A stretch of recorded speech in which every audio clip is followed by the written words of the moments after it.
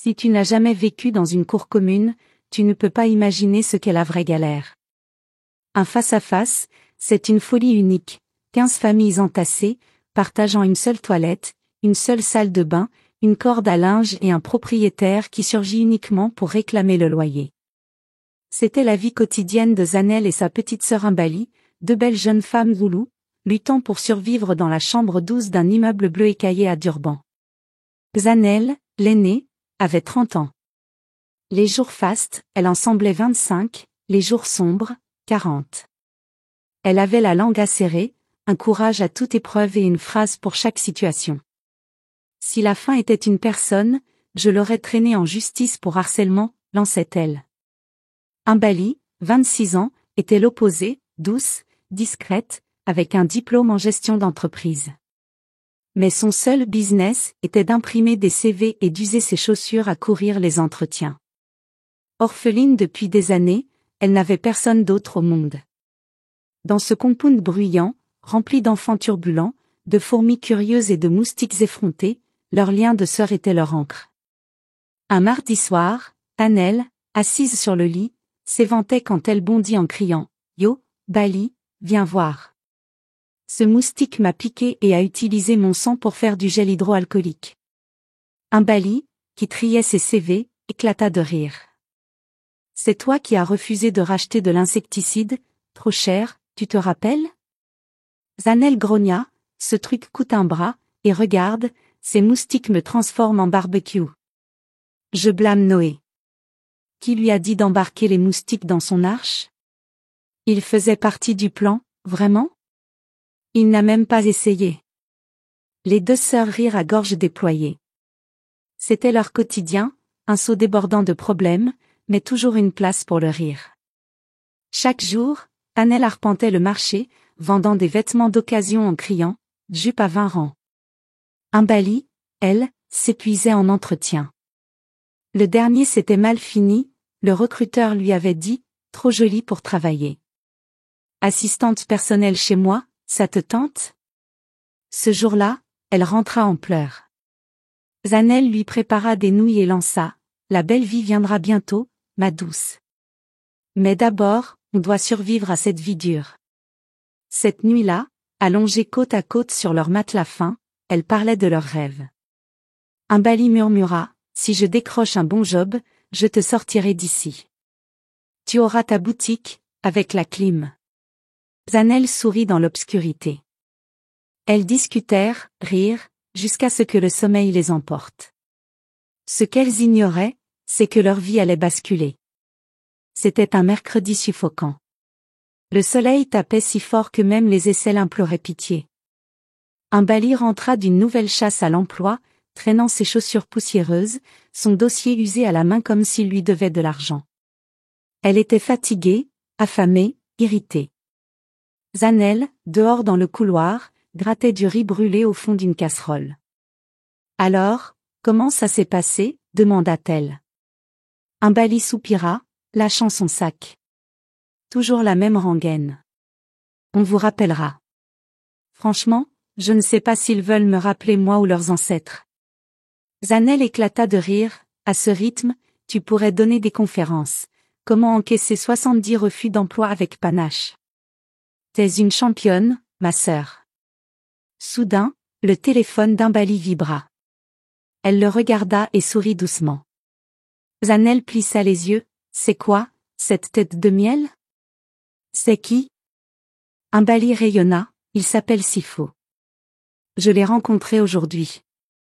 La bouche de Zanel s'ouvrit en grand, hein? Imbali raconta, après un entretien sur rue Centrale, je l'ai croisé à l'arrêt de bus. Mon dossier est tombé, il m'a aidé à le ramasser. On a discuté, il était tellement poli. Zanel, tu connais ces hommes riches et gentils? Sa voiture était propre, ses dents blanches, son parfum, j'ai failli le suivre sans poser de questions. Zanel plissa les yeux, continue. Imbali gloussa, il dirige une entreprise d'import-export. Il m'a donné son numéro, payé un déjeuner et envoyé de l'argent pour le transport. Zanel croisa les bras, Bali, depuis quand quelqu'un t'offre un déjeuner gratuit et de l'attention sans facture cachée? C'est quoi son nom de famille? Ambali haussa les épaules, je ne l'ai pas encore noté. Zanel se leva, théâtral, c'est comme ça que ça commence. Tu montes dans sa voiture, et hop, tu vends ton foie à Johannesburg. Elles éclatèrent de rire, mais au fond, Annelle sentait un malaise. Les jours suivants, Sifo inondait Ambali de messages sucrés comme des mangues mûres. Je veux te gâter, tu n'es pas faite pour galérer. Tu fais battre mon cœur comme un générateur. Il envoya 500 rangs pour des données, puis 1000 pour une nouvelle robe. Ambali rougissait comme une ado amoureuse, mais Annelle observait en silence, calculant. Après tout, Ambali était sa petite sœur, à protéger coûte que coûte. 2 semaines plus tard, Ambali entra dans la chambre d'Ouz un soir, silencieuse. Zanel, tressant ses cheveux devant un miroir cassé, s'arrêta. Pourquoi t'es muette comme un moustique qui planifie un coup? Ambali se racla la gorge. Sifo m'a invité chez lui samedi. Il prépare du poulet grillé, juste pour se détendre. Zanel lâcha le miroir. Pourquoi faire? Frire du poisson? Ambali, nerveuse, insista. Il veut juste qu'on passe un moment ensemble. Je te donnerai son adresse, tu peux rester en appel avec moi. S'il te plaît, laisse-moi y aller. Zanel croisa les bras, réfléchit, puis céda. D'accord. Donne-moi son adresse, le numéro de sa plaque, de sa maison, et son groupe sanguin. S'il t'arrive quelque chose, je soulève tout le quartier. Ambali rit, t'es trop dramatique. Mais Annelle, sérieuse, ajouta, ma chère, dans ce monde, avant d'entrer chez un inconnu, tu préviens ta sœur, ton voisin, et si possible, tes ancêtres. Le samedi arriva comme un voleur en plein jour. Ambali ajustait sa robe jaune devant le miroir pour la 3e fois. Maquillage léger, parfum doux, sourire plein d'espoir. Je suis bien, demanda-t-elle. Zanel, assise sur le lit, bras croisés, grogna. Tu ressembles à quelqu'un qui va se faire avoir si tu ne fais pas gaffe. Ambali leva les yeux au ciel, je t'ai tout dit, je serai prudente. Zanel hocha la tête, ce mec parle trop pour quelqu'un sans nom de famille. Ambali glissa son téléphone dans son sac, je partagerai ma localisation en direct. Zanel secoua la tête, la localisation, ça se truc. Donne-moi l'adresse exacte. Ambali hésita, il m'a juste envoyé le nom du domaine, Green Palace, et la porte. Il viendra me chercher. Zanel plissa les yeux, donc, si tu disparais, je vais me battre avec la sécurité du domaine? Ambali sourit timidement, t'inquiète, je serai en sécurité. Zanel griffonna tout, la tenue d'Ambali, l'heure de départ, Green Palace, les numéros de téléphone. Elle glissa la feuille sous son oreiller, si tu ne m'appelles pas dans 2 heures, je retourne ce compound sens dessus-dessous. Ambali la serra dans ses bras, merci, grande sœur. Juste avant de partir, Annelle lança, attends. On fait un appel audio WhatsApp. Branche ton écouteur, mets le téléphone dans ton sac. Ambali, perplexe, demanda, pourquoi pas vidéo? Trop voyant, répondit Zanel. Je veux entendre les bruits de fond, juste au cas où. Ambali sourit, t'es parano, mais j'aime ça. Elles connectèrent l'appel, et Ambali quitta le compound. 10 minutes plus tard, Annelle colla le téléphone à son oreille. Elle entendit une portière s'ouvrir, Ambali rire doucement, et la voix charmeuse de Sifo, bienvenue, ma reine, tu es magnifique. Ambali répondit, merci, ta voiture sent bon. Il rit, importé, comme toi. Zanel murmura, mon Dieu, fais qu'elle ne tombe pas dans un piège. 15 minutes plus tard, elle entendit, laisse-moi prendre ton sac, puis une porte s'ouvrir, et le son devint faible. Tu m'entends, chuchota Zanel. Pas de réponse, mais l'appel restait actif. Zanel s'assit, prête à rappeler, mais une intuition lui dit d'attendre et d'écouter. Soudain, on frappa à la porte. Mama Tully lança, Annelle, viens voir ce que Lisa a cuisiné. On dirait du savon au lieu du sel. Zanel rit, posa son téléphone sans couper l'appel et sortit discuter. Pendant ce temps, Umbali entra dans la maison de Sifo à Green Palace. L'endroit était magnifique, sol en marbre, grande télé, table en verre, parfum d'argent. Mais c'était trop silencieux. Pas de voix de voisins, pas de cris d'enfants, pas de bruit de casserole. Sifo ferma la porte doucement et demanda, d'une voix mielleuse, « Tu aimes ?» Umbali sourit, nerveuse, « Oui, c'est très joli, très propre. » Il posa son sac sur une étagère près de la porte, « Fais comme chez toi, ma reine, c'est ta maison aussi. » Umbali marcha lentement, scannant l'endroit. Pas de photos, pas de calendrier, rien de personnel. On aurait dit une chambre d'hôtel qui repousse les invités. Sifo revint avec un verre, « Tu vas adorer, c'est du jus importé d'Italie. » Elle le prit, doigts tremblants, mais n'y toucha pas, feignant d'admirer le ventilateur au plafond. Son cœur battait à tout rompre. Cette maison était trop parfaite, trop arrangée, comme un piège. Sifo s'assit en face, l'observant, pas son visage, mais chacun de ses gestes. « Tu es très spécial, Bali. Dès que je t'ai vu, j'ai su que je pouvais te faire confiance. » Elle força un sourire, « Oh, merci. » Il se pencha, « Tu me fais confiance ?» Son cerveau cria, « Mens vite. »« Oui, je te fais confiance, » répondit-elle en souriant. « Bien, » dit Sifo, « la confiance, c'est la clé. » Umbali tenta, « Et ton nom complet ? » Je ne connais même pas ton nom de famille. Il marqua une pause, puis sourit, « Trop de questions, ma reine. Profite du moment. » L'estomac d'Umbali se noua. Elle ne pouvait plus ignorer son intuition.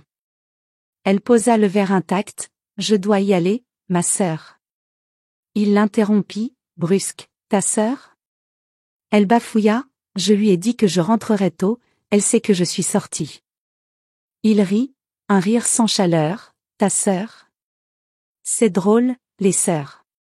Elles s'inquiètent tant, mais elles sont si négligentes quand l'heure vient. Umbali sentit son sang se glacer, « Pardon ?» Il s'approcha, « Tu sais combien de filles se sont assises sur ce canapé, comme toi, à parler de leurs sœurs, leur famille, leurs rêves ? » Elle bondit, « S'il te plaît, je dois partir. » Il bloqua la porte, « Tu ne vas nulle part. »« Je ne dirai rien à personne, » supplia-t-elle.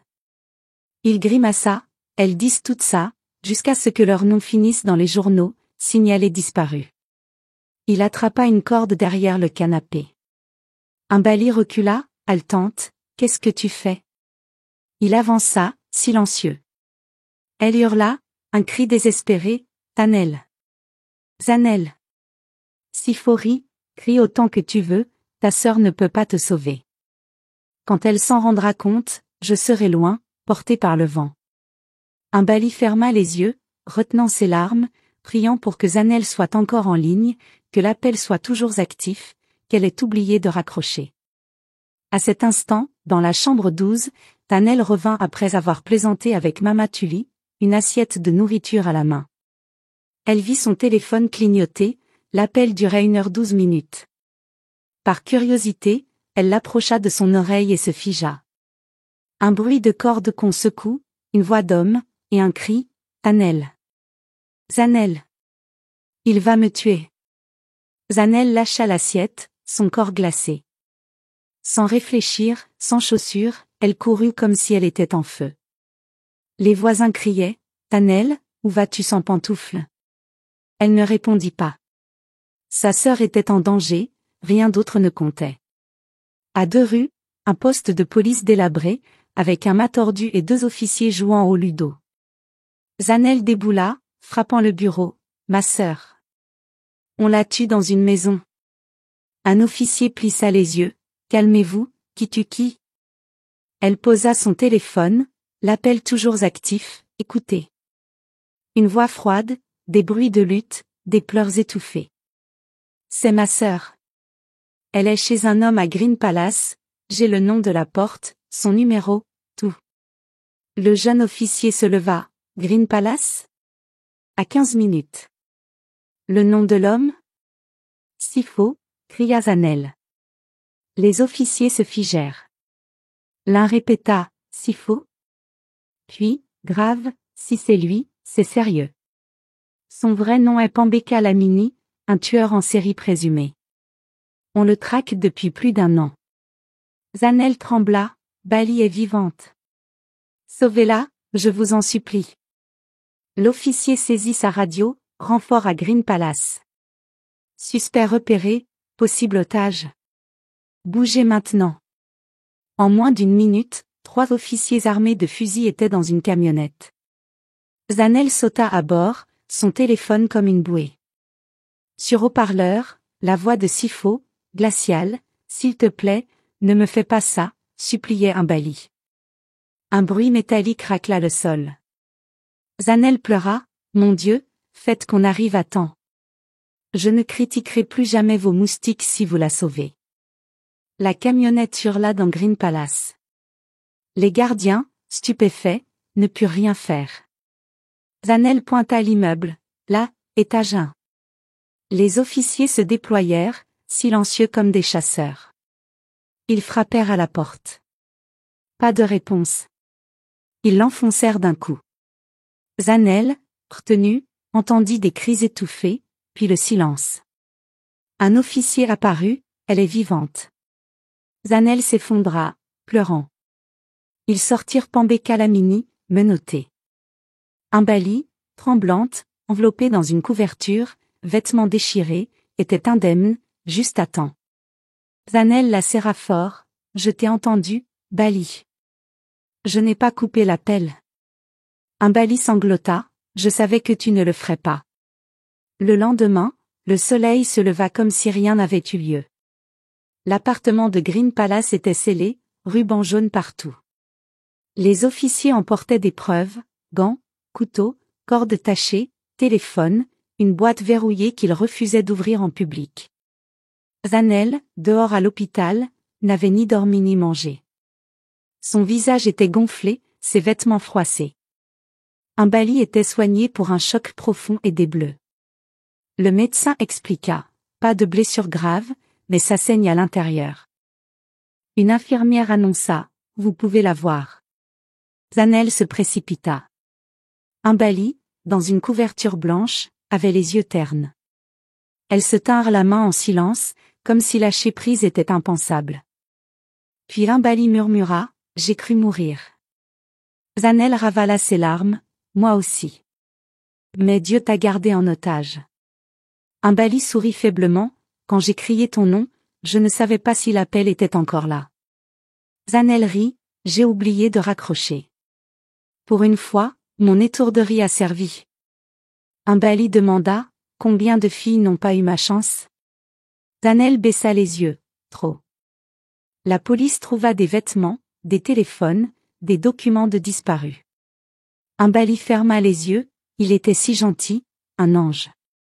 Zanel secoua la tête, même Satan était chef de chœur avant de devenir serpent. Un Bali sourit, heureusement que je t'ai. Zanel bomba le torse, Dieu nous a faites sœurs parce qu'il savait que je suis trop têtu pour laisser le mal gagner. Ce soir-là, la police déclara, le suspect, Sifo, alias Pambeka Lamini, a été arrêté pour des crimes liés à des disparitions de femmes au KwaZulu-Natal. Grâce à l'action rapide de Zanel, une victime a été sauvée. L'enquête continue. Le lendemain, les sœurs étaient en tendance sur les réseaux sociaux, une sœur sauve sa sœur, un tueur piégé par un appel, une femme déjoue un prédateur. Certains tweetèrent, ayons une sœur Sixta follow me. Ou un frère protecteur. Avant un rencard, partagez votre localisation, votre tenue, prévenez votre sœur, vos amis, vos voisins, bref vos proches. Un autre ajouta, et prenez du spray au poivre. Priez avant toute sortie de la maison. Soyez vifs et vigilants. Un groupe de défense des femmes offrit une thérapie gratuite à un Bali. Elle accepta, car même vivante, quelque chose en elle s'était brisé. Elle ne croyait plus aux compliments faciles ni à la gentillesse des inconnus. Elle avait vu le diable en parfums et vêtements de marque, et le choc persistait. Merci d'avoir écouté cette histoire. Partagez avec nous vos opinions en commentaire. Qu'en avez-vous appris? Dites-nous depuis quel pays vous nous suivez. Likez, partagez avec vos proches, abonnez-vous pour d'autres récits inspirants. À bientôt.